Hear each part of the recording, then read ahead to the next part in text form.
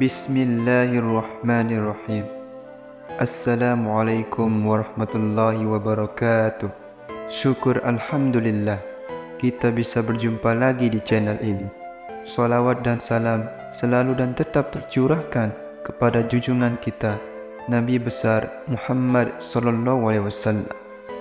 Allahumma salli ala sayyidina Muhammad wa ala ali sayyidina Muhammad.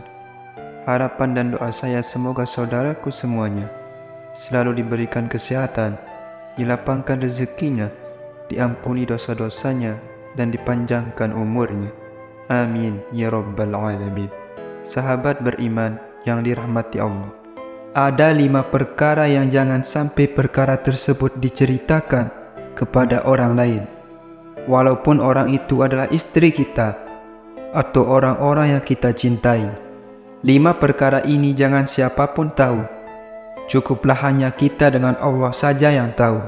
Apa saja 5 perkara itu? Yang pertama, dosa atau aib kita sendiri. Islam melarang kita untuk membuka atau menceritakan aib sendiri setelah Allah menutupnya.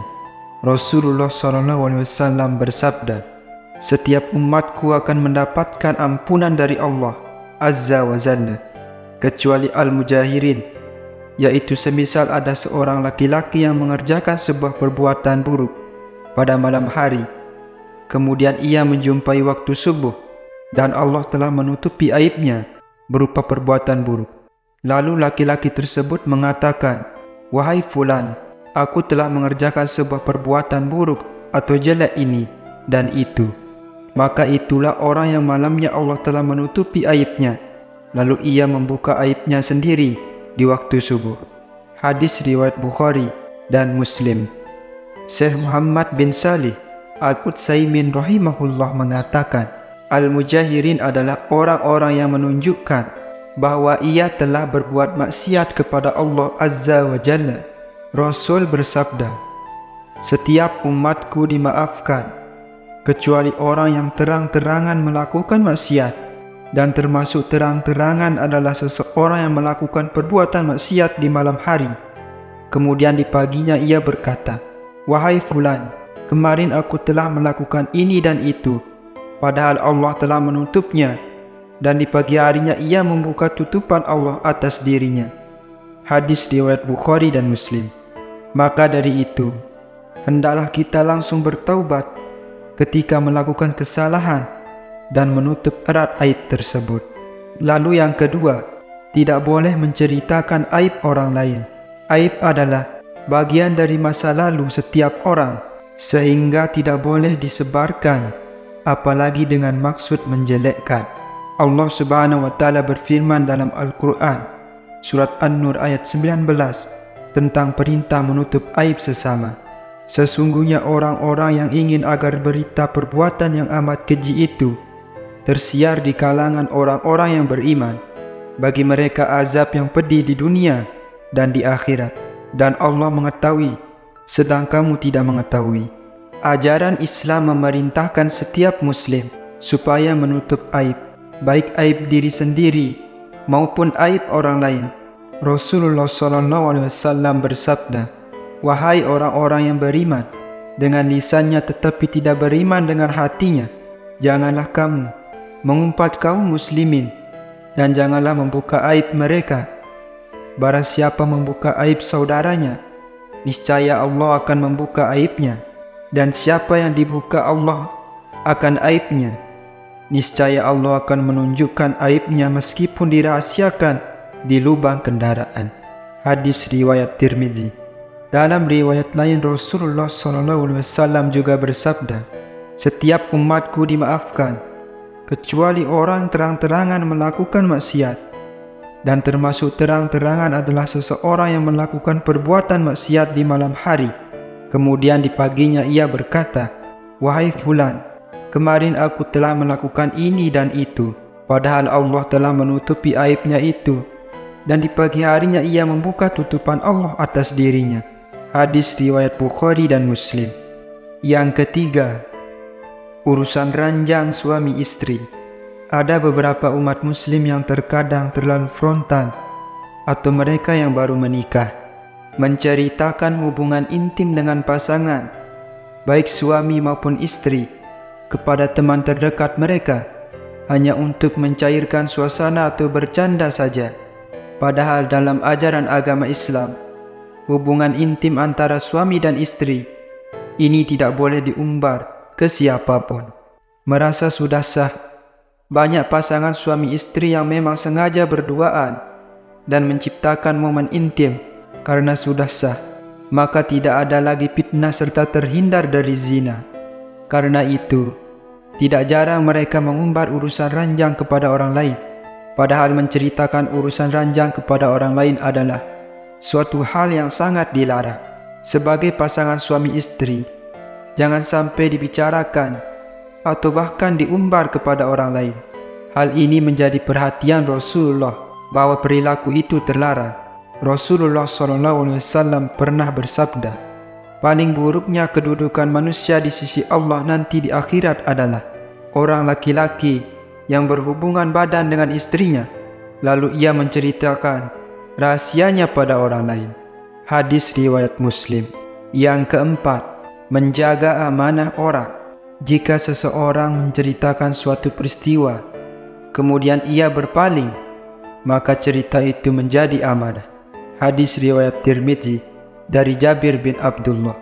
Amanah merupakan salah satu sifat mulia yang dimiliki oleh Nabi Muhammad SAW. Ajaran untuk bersifat amanah ini sejalan dengan perintah Allah dalam Quran Surah An-Nisa ayat 58. Sungguh Allah menyuruhmu menyampaikan amanah kepada orang yang berhak menerimanya, dan apabila kamu menetapkan hukum di antara manusia, hendaknya kamu menetapkannya dengan adil. Sungguh Allah sebaik-baik yang memberi pengajaran kepadamu. Sungguh Allah Maha Pendengar, Maha Melihat. Rasulullah juga pernah bersabda tentang amanah yang diriwayatkan oleh Imam Ahmad, tidak ada iman yang sempurna bagi orang yang tidak memiliki sifat amanah, dan tidak ada agama yang sempurna bagi orang yang tidak menepati janji. Amanah memiliki arti dipercaya atau terpercaya. Sementara itu, jika dilihat dari sisi akidah dan syariat agama, amanah adalah segala sesuatu yang harus dipertanggungjawabkan dan berkaitan dengan orang lain atau pihak lain. Amanah bisa berupa benda, pekerjaan, perkataan ataupun kepercayaan. Maka amanah bisa berbentuk apa saja yang nantinya akan diminta pertanggungjawabannya. Sebagai contoh dalam pergaulan sehari-hari, kita sering mendengar cerita dari rekan ataupun sahabat tentang diri mereka dan juga orang lain. Sadar atau tidak sebenarnya, cerita-cerita tersebut menjadi amanah buat kita. Karena dipandang sebagai amanah, itu menjadi rahasia yang harus dijaga. Setiap cerita yang sampai kepada kita, pada dasarnya semua adalah amanah. Apakah itu benar atau salah, keduanya harus dirahasiakan. Dalam arti, tidak memberitahukan kepada orang yang tidak berhak untuk mengetahuinya. Rasulullah SAW bersabda, barang siapa yang menutupi aib saudaranya, maka Allah akan menutupi aibnya di dunia dan di akhirat kelak. Hadis riwayat Ibnu Majah. Kemudian yang kelima, orang yang dipercaya memandikan jenazah.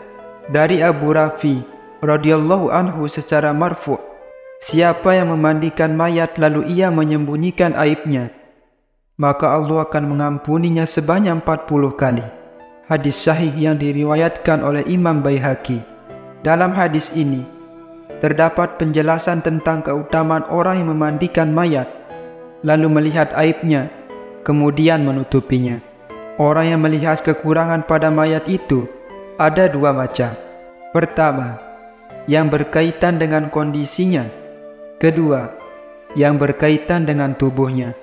Jenis yang pertama, misalnya jika ia melihat perubahan wajah yang menghitam dan menjadi jelek pada mayat, maka ini bisa jadi merupakan tanda su'ul khotimah.